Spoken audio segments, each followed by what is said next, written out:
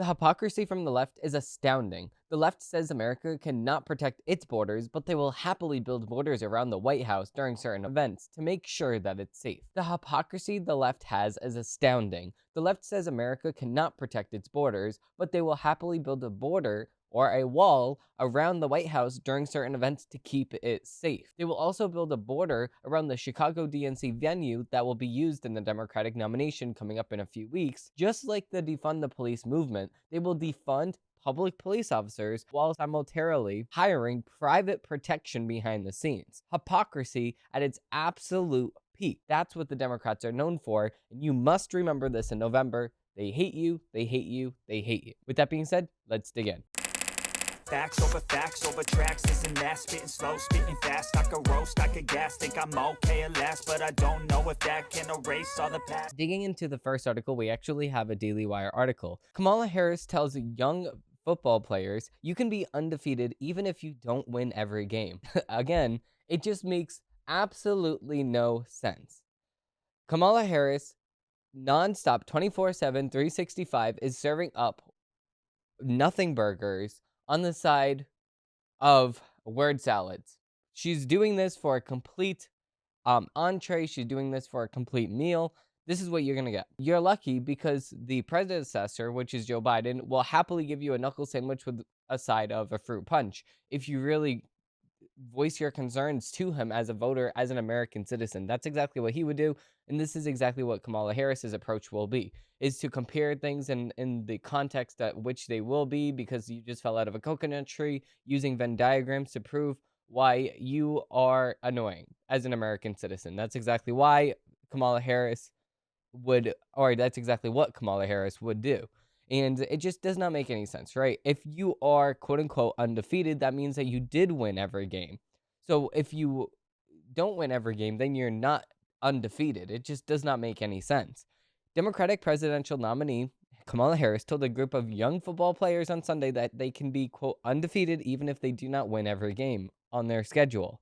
Harris made the remarks while speaking to players at the junior high school in Pennsylvania about being a role model. It's not easy being a role model. Welcome to the role model club. Listen, you are not the president of the role model club. You're not even a member of the role model club. You are so down at the bottom of the totem pole. You are nearly a follower of other role models. It's not like people are being a role model of you. And, quote, by doing that, and all that it requires, which is the hard work, the practice, working as a team, knowing that you are undefeated even if you don't win every game, but there is no circumstances or event or movement that will defeat your spirit in your fight and your preparedness to win and excel. That in nothing will dampen your spirit of excellence, she said. That's what I'm counting on from each of you, and that's what makes our nation strong, which, I mean, obviously you can say like a pep rally, like, okay, well, she's just trying to get the people pepped up, excited for the game, and it's okay if you don't win every game, you're still a winner. Like, it's not something like that. You can't replace, if you can't replace words and it mean the same exact thing. You can still be a winner and still lose some games, because yeah, you're still a winner as a person, you still have inherent value, but again, she's not really talking about that. She's saying if you don't win every game, you're going to be undefeated. So here's the clip here. We do have it. I pulled that the video for you guys so you can actually see this for yourself. What do you think that she meant by this? Let's watch this here. And by doing that, and all that requires, which is the hard work, the practice, working as a team, knowing that you will be undefeated even if you don't win every game, Doesn't even make any circumstance or event or moment will defeat your spirit. It doesn't make any sense. It just does not make any sense. Oh my god. So, of course, people are... let me actually see the comments. What are people saying underneath this video? What is that supposed to mean? People are saying that she's drunk. You may have lost the fourth quarter, but wait until they count the mail-in ballots. Oh, I completely agree with this one. This is actually a really good comment here, because of the fact that, yeah, you could have won easily. You could have won the nomination. You could have won the game, the football game, but just wait, because they will count in all of the mail-in ballots, and during the night, it will skyrocket the count, and, you know, the other team will just mysteriously win. So that's exactly it. She should have said, she should have she should have said that. Oh my god, that would have been funny if she did say that. But again, the Democrats think that just because of the fact that they have mysterious things happening in the middle of the night, it's no big deal. Like, just go back to bed, stop asking questions. That's it. That's all they want from you. Because of course, they want to win. They don't want to lose. So again, Kamala Harris, again, that's just one of the clips that we have of her serving up a word salad. We didn't have a show on Friday, so we have a lot to cover here.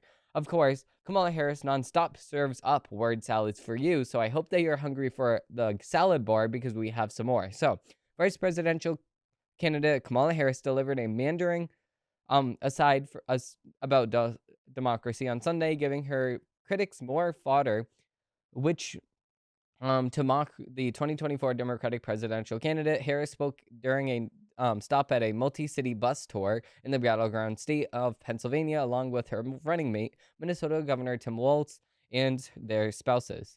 Our election is about understanding the importance of the beauty of our country and ours in terms of what we stand for around the globe and as democracy. As a democracy, she repeated, we know that there's a deiability to the nature of democracy. On one hand, incredible strength when it comes to intact. Harris went on, what it does for its people to protect their rights, their liberty, and their freedom, incredibly strong and incredibly fragile, which doesn't make any sense at all. So we're going to watch this clip. Let's see if people can actually help me break this down because I have no idea what she's even talking about here. So let's see here. And that's what our election is about. Our election is about understanding the importance of this beautiful country of ours in terms of what we stand for around the globe as a democracy. A democracy. As a democracy. A democracy. We know there's a duality to the nature of democracy. Ooh. On the one hand, incredible strength when it is intact. What it does for its people. To protect and defend their rights, their liberty, their freedom. To kill children. Incredibly strong. Strong. And on the other hand, incredibly fragile. Oh, on the other hand, so fragile like a glass. Oh, so fragile. If you drop it, it's gonna break. Please be careful. You're gonna hand off the torch. You're going to be careful with the democracy. If you drop it, then we will not have a democracy. Okay, so of course, everybody already knows what they mean. The pursuit of happiness. We already know the liberty and the justice and the freedom. What the Democrats always perceive it as, I guess, is just killing your children, cutting off kids' body parts. What they perceive it as is doing whatever they want whenever they want to do. And they don't actually care about the history of America. They don't exactly care about the founding fathers. They don't exactly care about your your ancestors. They call you racist if you did have ancestors that did some bad things in the context of now, not compared to what it was back then, but in the context of now. If they did something bad that we perceive as bad now, back then they are a bad person, an evil person. That's what the Democrats see it as. But normal people see it as that was a different time. Of course, we look at it differently now, but back then it was normalized, and something that we look at normal now was not normal back then. Vice versa. So you can see that, yes, there is something bad that happened back then that we see as good now, but there was something bad. So let's just say somebody started like an OnlyFans, or somebody started doing pay to watch them have sexual intercourse back then. They will be ousted from society. They would not be held to any standard. They would not have any respect as a person back then. But now you can have a quote unquote respectable life while simultaneously doing those things online. So yeah, it's completely gone opposite. It's turned bad good. It's turned bad things good and good things bad. So what you perceived as good back then is bad now. What you perceive as bad now was good back then. So again, it's a complete opposite world. Yes, of course, there is some things that are actually true. Like, obviously, we shouldn't have had slaves. In the context of today, obviously, we should not have had slaves. And then in the context of back then, we obviously prosecuted a lot of people for not that big of a crime. But in the context of today, I think that we're doing pretty good as a society. We're holding everybody to account. We're holding everybody accountable for the actions that they did. We have so many different systems in place to make sure that we're actually locking up the right person with DNA testing and stuff like that. Of course, this is not the Salem witch trials here. So again, of course, Kamala Harris just nonstop just says stuff that just does not make any sense. So she actually says 2 sentences for every 1 sentence that she wants to actually say, for no reason whatsoever. She wants to sound smarter, but in reality, she's sounding a lot more stupid and a lot more dumb because of the fact that she's just trying to sound smart. And you can't fake sounding smart because of the fact that you want to add a couple more words to your word salad. It still means nothing at the end of the day. With that being said, we do have another article from the Daily Wire here. We have a suspected Islamic terrorist accidentally blew himself up in Tel Aviv in Israel on Sunday night after he was transporting a bomb that authorities believe that was either meant for the suicide attack or was placed or to be placed remotely detonated.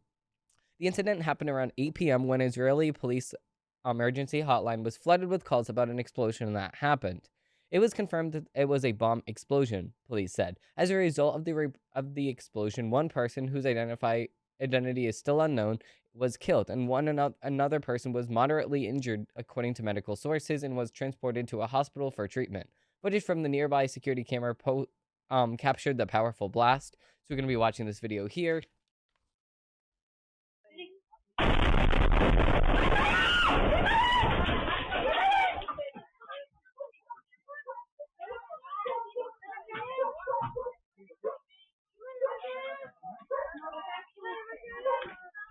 Yeah, that obviously was very loud. Imagine going in the middle of what time did they say this was? 8 p.m. Imagine almost getting ready for bed. You're like, okay, well, let's get ready for bed. We're gonna be settling down. It's approaching that time. It's sunset. Let's make some supper at least. And then boom, you hear an explosion. So not good stuff. Obviously, in America, we're very, very, very fortunate to be living in a country that is either surrounded by water, so we don't have any countries on the right or the left of us, or we're also very, very lucky to be surrounded by countries on the top of us and the bottom of us that are allies. So if we were replaced with Israel, we would have enemies all over, like surrounding us. So again, Israel is in a very bad spot over there.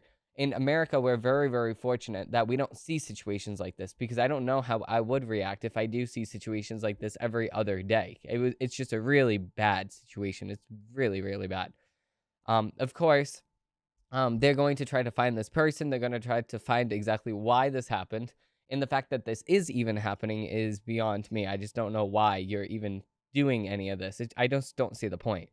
With that being said, we do have another Daily Wire article. We have Democrats mocked for building literal wall around Chicago DNC Venue. So, of course, I talked about this in the beginning of this show. And, of course, the DNC is rules for thee, but not for me, of course. That's the exact definition. During COVID, they're going to lock you down, but Mayor Lightfoot is going to go out and do her hair without a mask while all the other salons are closed. They're going to not wear masks outside, but they're going to force you to wear masks. They're going to go and defund your police to make sure that your local communities are more unsafe, but then they're going to simultaneously hire private police officers and private security guards to actually protect them, because they know that they need protection at some point. So it's just bad. And not only are they paying for it, but they're asking you, the taxpayer, to pay for it, because that's going to be part of the expenditures of their political office. So you're welcome, I guess, for paying Lori Lightfoot. It just doesn't make any sense. Democrats took a virtual beating over the weekend as preparations are underway for the party's national convention, which is scheduled to take place this week in Chicago, Illinois. Part of that preparation, due to a protest from the anti-Israel pro-Hamas crowd, involves businesses boarding up a literal wall of fencing installed around the venue. Scott Shapiro, who owns a menswear store that has been looted several times in the past, explained that some store owners are getting proactive simply because they'd rather be safe than sorry. It's better to be safe than sorry. Most retailers and eternal optimists, they will always think tomorrow is going to be a better day, and you will hope for the best, but it doesn't always look out that way, he said. So a lot of people are boarding up their businesses. A lot of people are just protecting their businesses because they don't even know what's going to happen. They don't want their glass broken. They don't want their doors broken into and their buildings looted. So, of course, they're building a huge wall around DNC convention. They're making sure that the inner city, there's only a couple more days until this actual event takes place. Yeah, so I think this is actually tomorrow, but I'm not 100% on that. It's going to happen this week 100%. But again, they're going to make sure that the inner part of the city is protected, is all nice, it's cleaned up, there's no homeless, there's no trash on the streets. They're going to power wash the streets just like they did with New York. And then they're going to show off that. They're going to say, wow, Chicago is such a nice state. Oh, I mean, Chicago is such a nice city. Illinois is such a nice state. People should move there, stuff like that. It's so beautiful. And then you go outside of the wall that they built, the oasis that they built inside of the inner city, and then you can see the reality of the situation that they're creating for the citizens that live in that state. It's not good. They're getting raided, they're getting looted, businesses can't survive. And of course, the Democrats just don't even care because of the fact that as long as they look good in November, that's all that they care about. So with that being said, we're going to be digging into the headlines of the week. So digging right in, we actually have a Federalist article. We have ignoring Joe Biden's corruption tells the world America is corrupt. Of course, because of the fact that there is a 300-page report on the Biden family corruption. And of course, America is not prosecuting the Joe Biden family because of the fact that Joe Biden is a Democrat. If Trump did half of the stuff that Joe Biden did, then Trump would have been locked up years ago. But of course, that's not the case here because Joe Biden is loved by the Democrats. Joe Biden is loved by the very people that actually prosecute. And therefore, he's not going to get prosecuted. With Joe Biden out as the Democrats' candidate for president, the House of Representatives report on the impeachment inquiry released this morning may give off a what difference at this point does it make vibe.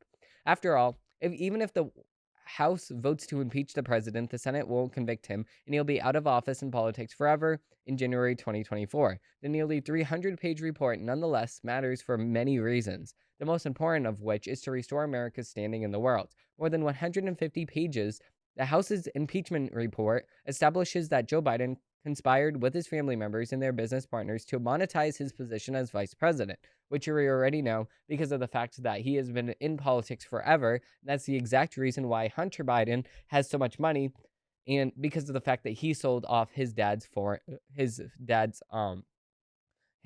political pull to get stuff from foreign companies or to not get stuff from foreign companies. Hunter Biden would just choose when he wants to use his family name for that. That's the only reason. So, in exchange for access to then Vice President Biden, foreign individuals and entities gave various Biden family members and their friends more than $27 million. Some of those proceeds passed directly to the quote-unquote big guy. You can see in some emails. Those generalities failed to adequately capture the audacity of the conspiracy or the harm to this country caused by Biden announcing that through his conduct that the United States of America can be bought. 4 specific payouts crystallized both. So, large foreign payments while Obama's vice president. So, first, the House report details in nearly 2014, while Barack Obama's vice president Biden attended a birthday party for Hunter with Russian oligarch Elena Bachurova. Bachurova is the wife of the former mayor of Moscow. The United States has accused him of heading a pyramid of corruption involving the Kremlin. 10 days later, Brenia transferred $3.5 million to Hunter Biden-connected businesses, which is just insane money because of the fact that you're selling the importance of America in cash to get bought out. It's just disgusting. In May of 2014, Joe Biden spoke with Bachurna by phone with the then vice president telling her, "You be good to my boy." Hunter responding, "Everything is good and we're moving ahead." Less than a week later, an email memorized the Russian oligarch committing to investing $10 to $20 million in an investment firm in which Hunter Biden had an interest. Further, at the House report noted neither Biden nor Obama administrations placed Miss Betrina on the sanctions list, even though both administrations subsequently increased sanctions against Russian oligarchs due to largely to Russia's invasions of Crimea and Ukraine during their respective terms.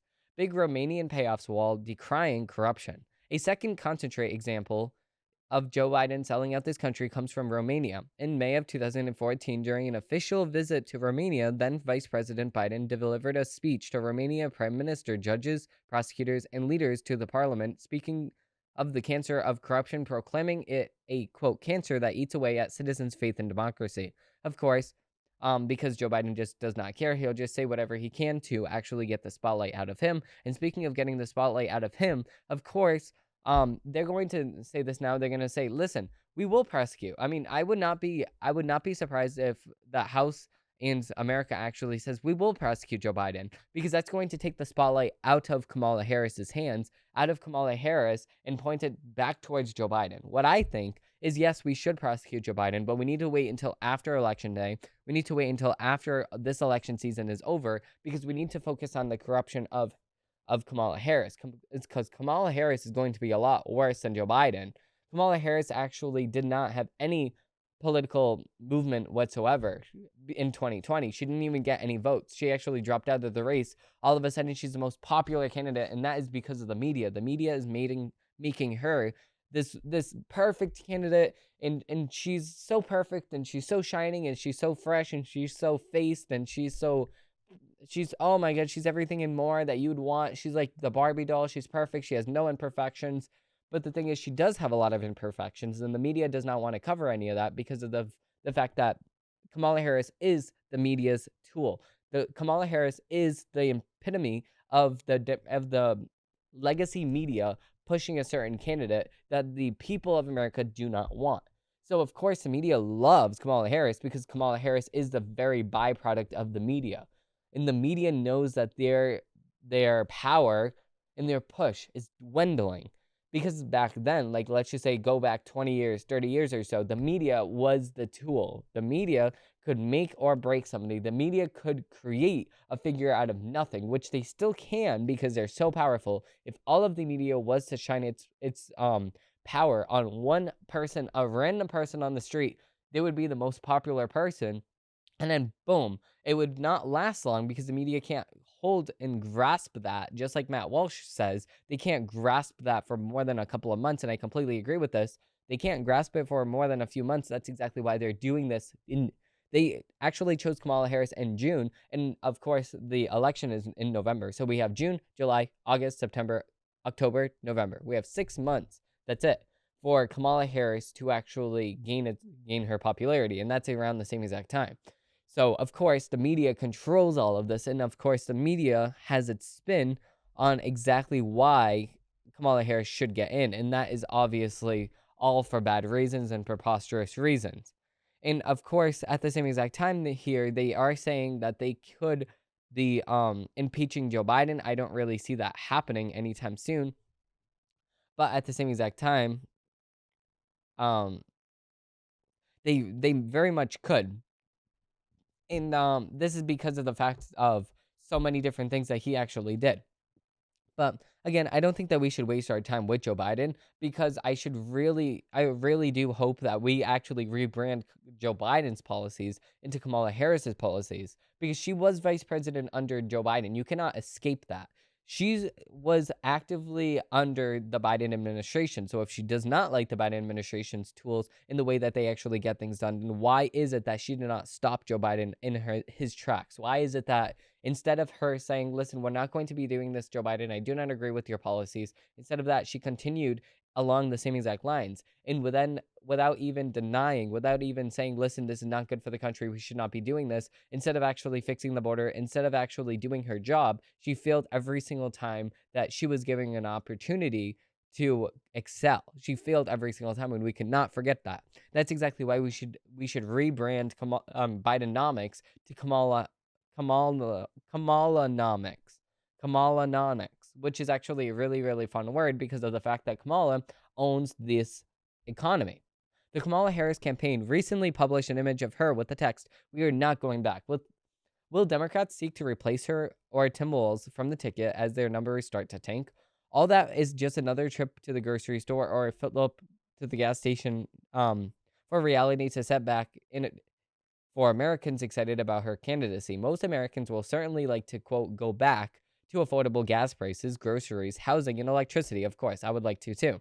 Regardless of the ticket, any Democratic nominee would like to continue down the same policy path that wrecked the American economy and perhaps most importantly, dismantled our energy dominance, which is completely true because we stopped giving new permits. We stopped saying um we need to frack, we need to actually produce our own energy, and we started buying it abroad. That's exactly why it's so expensive. And I talked about this so many times. If during 2020, when we knew that there was going to be a situation that we will be likely limited on our resources, why didn't we as America say, listen, what we're going to be doing is we're going to be producing more? Why didn't we build so many more oil pumps? Like, let's just say, for example, oh, well, if you build an oil pump in every single backyard, it's going to take a few years to actually get to the market. Okay, I don't really care. In 2020 was 4 years ago. We could have got oil on the market for today. Instead of gas prices being at like 350, where I live in New England, 350. Instead of it being at that cost, it's even higher at other places in America. But if you were to say at 350, that would be the median cost right now. It would be at like $1.50, maybe $2. If we had such a high volume of oil being on the market and gas being on the market, then everybody would have a lower demand for it because the actual supply is lower than the actual demand. Thus, the price, basic economics, the price has to go down because if everybody has the same exact supply, then of course you're not going to sell it for higher costs. Just like a pen. A pen is like $1, maybe even less, because of the fact that you can get a pen anywhere. But if the pen was crystallized with gold and something that is more scarce and more valuable, then of course that's going to be more money, of course. So why does energy matter when everybody is talking about inflation, the border, and global conflicts? Because everything we do depends on access to affordable, renewable energy. That means our next president's energy policy will shape the future of America in the world. Democrats' vision of expense, scarce, in government-controlled energy, dependent on the whims of weather. It isn't reliable as in Obamacare is affordable. It will spell out disaster for our nation. Kamala Harris's record on energy is clear. She endorsed California's cap-and-trade carbon tax, co-sponsored the Green New Deal, and cast the tie-breaking vote on the Inflation Reduction Act, which is, as one journalist put it, the first major climate legislation, quote, ever. Those are the same policies that have driven California's energy prices to astronomical levels and have left tens of thousands of people in the dark, literally. In California last year, 215,000 people had their power disconnected for inability to pay, and over 40,000 of those households still have not had their services restored by the end of the year's end. For those individuals, residential lease or mortgage terms have violated and homeowners' insurance policies are canceled because requirements to keep utilities connected aren't being met. Those 40,000 people are at the highest risk of homelessness, all because they could not afford their energy prices. This is not just a California story, though. The numbers are much higher there. It's a nationwide crisis unfolding under the Democrats' watch. In California, last year, nearly 27% of Californians missed payments on utility bills, compared to 16% nationwide. According to the United States Census Bureau Household Pulse Survey, which is a mouthful, by the way, the previous year saw 5 million Americans receive disconnect notices from their utility companies. The pattern is clear. The Democrats' energy prices, embraced in California, is making it harder for everyday Americans to keep their lights on. I completely agree with that. Under the Trump administration, Americans enjoyed the benefits of the robust energy sector. The United States became a net energy exporter for the first time in decades, and Americans' households saved an average of $2,500 per year on energy costs alone. Today, under the Biden-Harris administration, American families are paying $5,200 more per year thanks to Biden-Harris policies that have attacked the energy industry and levied higher costs on everything. Harris's stance on fracking is particularly troubling for energy-producing states like New Mexico, Colorado, Wyoming, as significant portions of their energy is produced on federal lands. In 2019, she unequivocally stated, quote, "There is no question I'm in favor of banning fracking," and stating that we can do on day one around public lands, right? In New Mexico, nearly 2/3 of energy production occurs on federal lands, generating over $6 billion in tax revenue. A Harris administration would be a direct threat to the crucial industry, leaving millions unemployed and our nation more dependent on foreign oil. Completely agree with that. The consequences would be entirely dire. In states like Pennsylvania and Ohio, where auto production is a key economic driver, a Harris-Walz regime with the bureaucratic deep state would continue to unleash attacks against the energy and auto manufacturers in those states. Chinese EV maker Gotian has already set up shop in Michigan, claiming the United States federal and state tax subsidies, which are also receiving subsidies from the Chinese Communist Party. This is a kind of a pro-China double dealing that is resulting in, as President Trump predicted, a quote bloodbath for the American auto industry. I completely agree, because all of these jobs are going abroad. We cannot keep them here because it's way too expensive. That's why I can see why so many businesses, like particularly, let's look at Massachusetts, where there's so many mills. If you go throughout Massachusetts, there's so many mills that are abandoned here because of the fact that back maybe 50 to 100 years ago, those mills were in production. We were actually generating stuff here in America. But of course, with the rise of overuse and abusing workers and making them work long hours, just like China, unions started to form. And unions at the beginning was an actual good idea. But the fact is that when you go too far with the unions, it bankrupts the country. I mean, bankrupts the company that you actually work for. Not only bankrupts the company, but also makes sure that they have no profit. And if they lose money, then they're going to go somewhere that's actually cheaper. So of course, there's a good give and you take with unions. Like, yes, it protects the workers that is actually working for the company. Yes, it actually makes sure that workers have a business that they can actually rely on, and it actually not get it taken advantage of. But at the same exact time here, yes, there's so much in fact that the unions do that they put the company out of business. So there's a give and you take. Like, we need to overhaul unions. We need to make sure that unions, yes, there's like a standard. Like, instead of it being a union, it should be a standard. So each state would have its own standard at which there would be a max work that you could do per week. And then there would be some safety standards that that company would have to follow. So let's just say a normal person cannot work more than 100 hours per week. Let's just say that. That's a good maximum. So you cannot get abused as a worker. And it would have to depend on state. Obviously, we have minimum wages, but I don't think that we should have minimum wages, because if we do introduce minimum wages, then teenagers can't get jobs, which we're actually facing now, because so many of my friends are actually looking for jobs and they cannot get jobs because of minimum wage. So I think that we should get rid of the minimum wage, and we should introduce the laws that I already put on the book. So let's just say worker cannot work more than 100 hours per week. The company has to provide certain standards so they can actually work safely, and they have to provide a safe and reasonable workspace for the worker.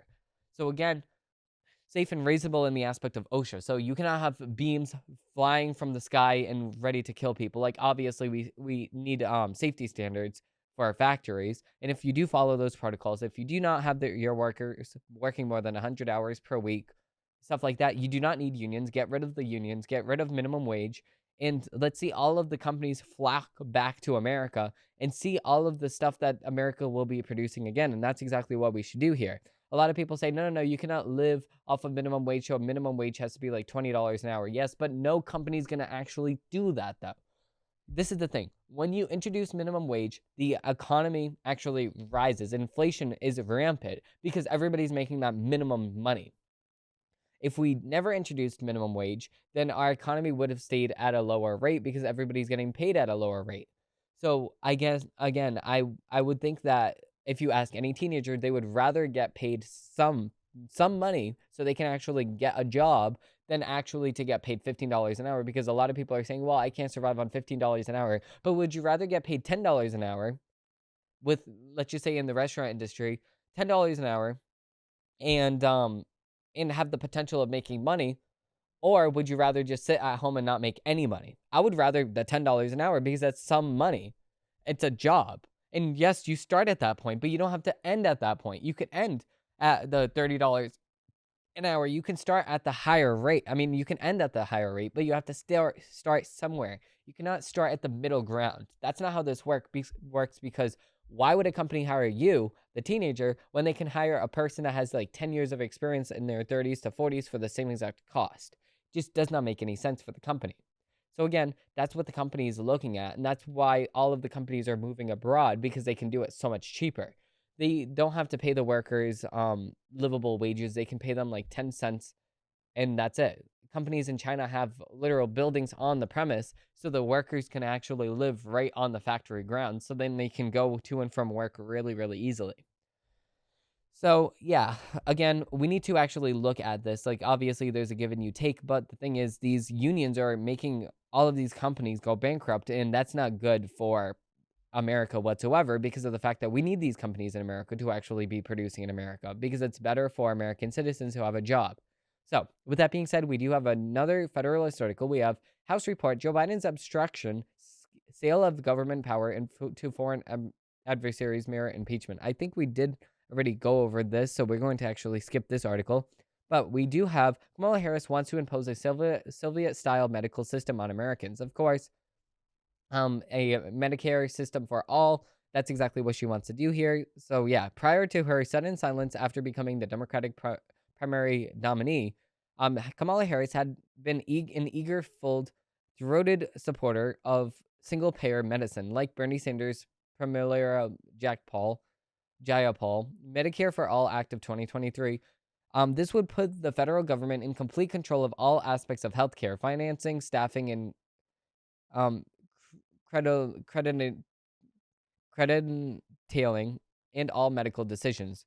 Presumably, if Harris attended the presidency, she would do whatever it takes, just as Barack Obama did with the Unaffordable Care Act, aka to pass her version of Medicare for all.